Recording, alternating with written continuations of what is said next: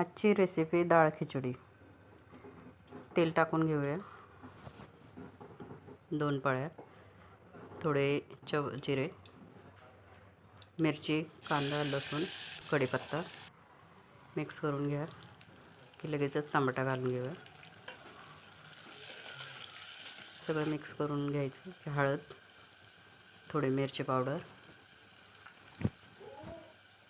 Kitchen king मसाला, डाळ टाकून घेऊया। आता 3 प्रकारच्या डाळी घेतल्यात ह्या, मुगाची आहे, तांदूळ घालून घेऊया की लगेचच 2 ग्लास पाणी टाकून घेऊया। 1 वाटी तांदूळ होते आणि 1 वाटी डाळ, 2 ग्लास पाणी घातले, 3 ते 4 शिट्ट्या देऊया। चवीप्रमाणे मीठ, थोडी कोथिंबीर,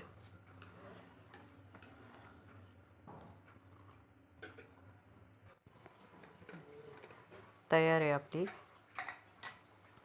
खिचडी। थोडं तूप टाकून घेऊया। तयार आहे आपली साधी